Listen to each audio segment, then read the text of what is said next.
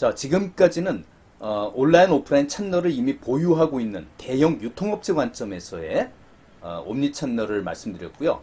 지금부터는 이제 옴니 채널이 아닌 O2O, 그 온라인 업체나 또는 오프라인 업체 입장에서 갖고 있지 않는 상대 채널을 확장하는 가운데서 연결하는 그런 O2O 비즈니스 모델에 대해서 한번 사례 중심으로 살펴보겠습니다.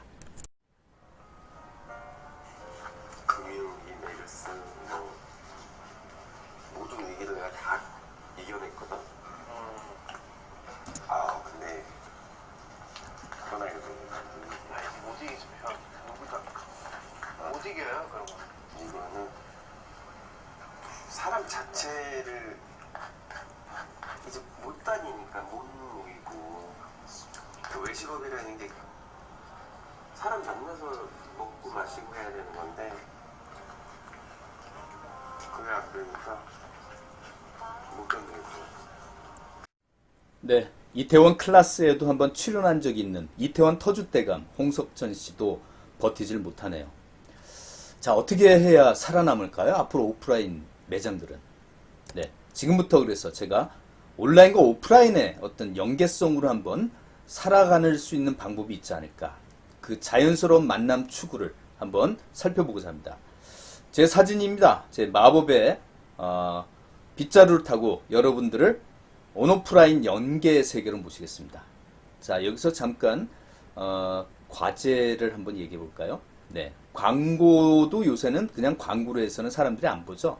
콘텐츠의 형태 속에 자연스럽게 광고와 콘텐츠가 묻어 들어가서 서로 자연스러운 만남으로 사람들에게 광고하는 걸 요새 콘텐츠 마케팅이라고 합니다.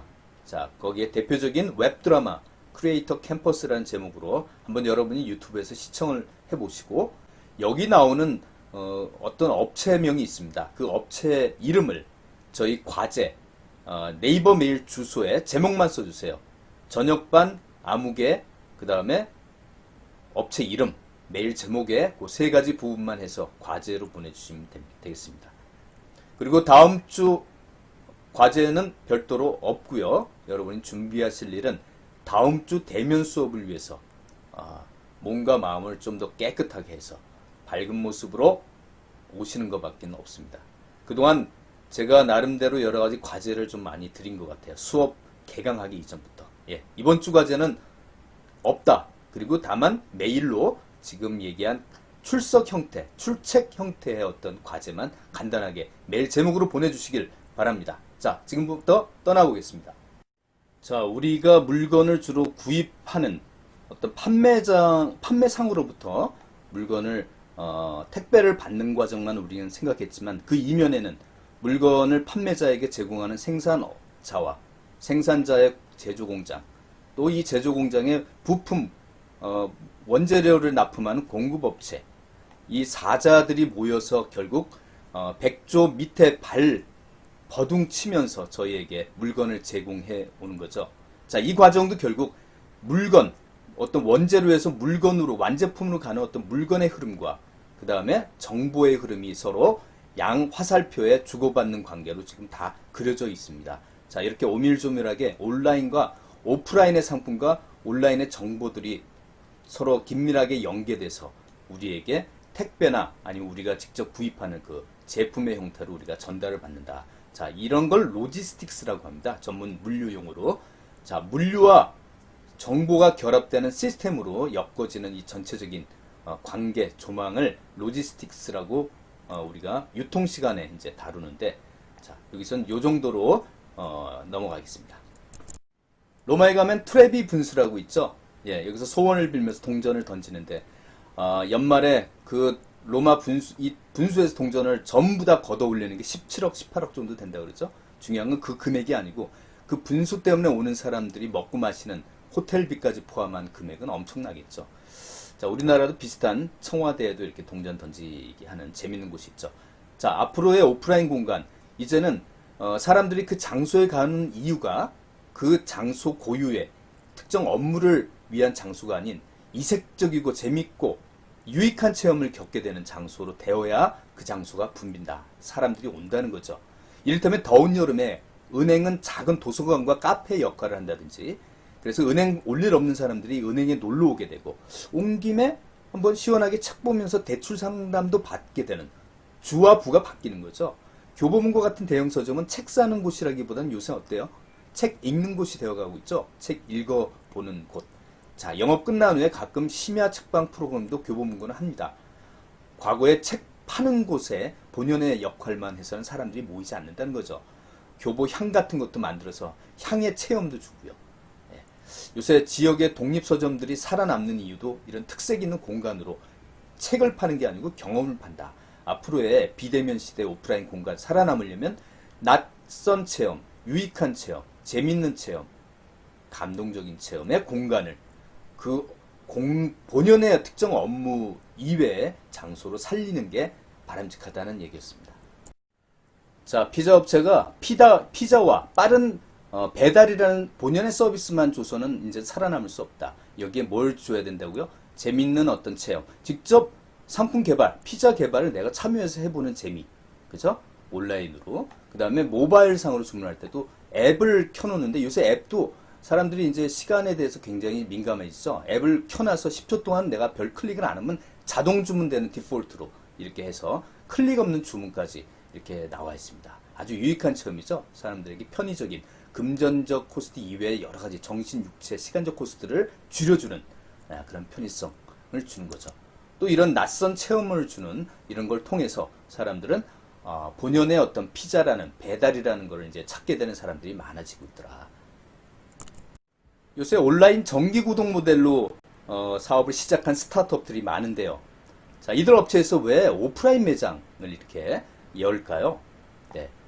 뭐를 얻기 위해서 하는 거죠? 고객들에게 체험을 주고 상대적으로 얻는 것은 고객들 정보, 특히 뭐 민감한 부위라든가 사이즈, 아니면 안경의 어떤 시력, 뭐 이런 거 하나만 갖고 있으면 앞으로 계속 온라인으로 고객들에게 맞춤 서비스 할 수 있는 그런 여지가 많은 거죠. AI까지 동원하면. 자, 그래서 온라인 업체들이 오프라인 매장을 얻는 거는 고객에게 체험을 준다는 명목하에 고객 정보를 얻어서 온라인에 다시 맞춤화로 활용하는 그런 목적으로 O2O를 연결한다 라는 얘기가 되겠습니다. 우리나라 유통업체들 보면 요새 배송 경쟁 심하죠? 예, 당일 배송은 이미 지나가 버리고 새벽 배송까지 요새는 해줍니다. 네. 거기다가 또 더욱 빨리 뭔가를 제공해주는 뭐 편의점에 물건 주문을 온라인으로 주문하면 편의점에서 한 30분 후에 배달해 준다는 뭐 그런 정도의 속도까지 지금 배송 경쟁이 되고 있는데요. 반드시 이게 정답일까요? 속도가? 혹시 고객들은 속도보다 원하는 시간과 장소를 더 중요시하는 사람들이 더 많지 않을까요? 밀레니얼 세대, 특히 더 젊은 Z세대에서는 이러한 오프라인의 배송에 대한 부담을 갖고 있는 사람이 현실적으로 많습니다. 1인 가구도 많고요. 자, 이런 사람들을 위해서 필요한 게 뭘까요?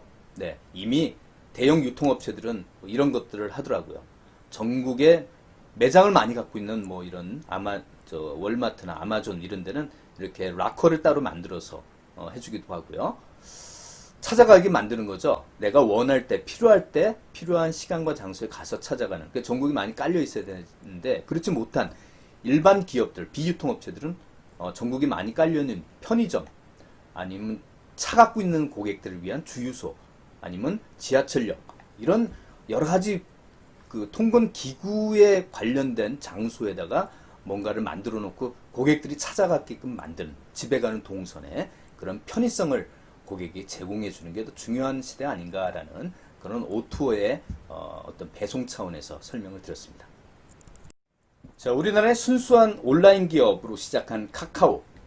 역시 생활 곳곳의 장소에 오프라인에 온라인을 연결시킨 이른바 O2O 중에도 두 번째죠. 오프라인 투 온라인이 되겠습니다. 오프라인 장소에 온라인의 어떤 IT를 접목하는, 그래서 소비자, 사람들의 그 오프라인의 편의성을 높여주는 그런 서비스를 제공하고 있는 거죠. 요새 오프라인 장소 공간에는 사진 찍어서 SNS, 인스타그램에 올리기 좋은 그런 사진 찍는 공간을 만들어주는 게 유행이죠. 네. 여기서는 의류 매장에 이렇게 피팅룸 옆에다가 디젤 캠을 만들어 놓고 여기에 자연스럽게 사진을 찍고 올려서 페이스북으로 연결하기 쉽게끔 연동을 시키는 거예요. 그래서 오프라인에 와서 체험을 한 다음에 피팅룸에 가서 그 옷을 입어보고 그 다음에 온라인을 통해서 사람들에게 의견을 구해보는, 그렇죠? 페이스북을 통해서 사람들의 반응을 알아보고 그래서 오프라인을 구매하는, 그리고 공유를 다시 하는, 이런 온오프라인에 연동된 이런 프로세스로 연계해 주는 게 바로 오프라인 투 온라인 통합이 되겠네요.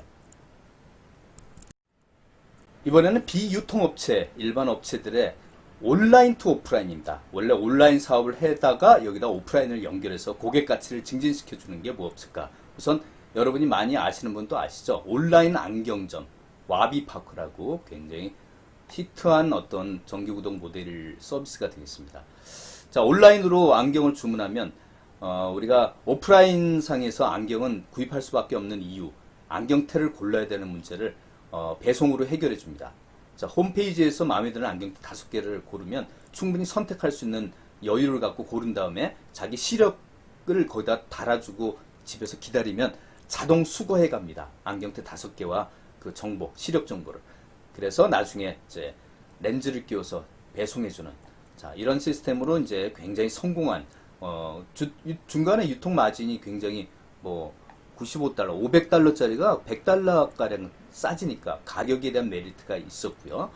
그리고 이 온라인 업체가 이제 오프라인으로 연결합니다. 오프라인 체험 매장을 열어서 고객들의 시력을 측정시켜서 정보를 입력, 획득하는 수단으로 삼고, 그 다음에 고객들의 방문 고객들이 이제 한번 재밌는 테가 있으니까 구경해봐라, 이렇게 오프라인에 방문한, 이 안경점에 방문한 사람들은 거의 홈페이지를 방문해서 온라인 고객화 된다고 하죠.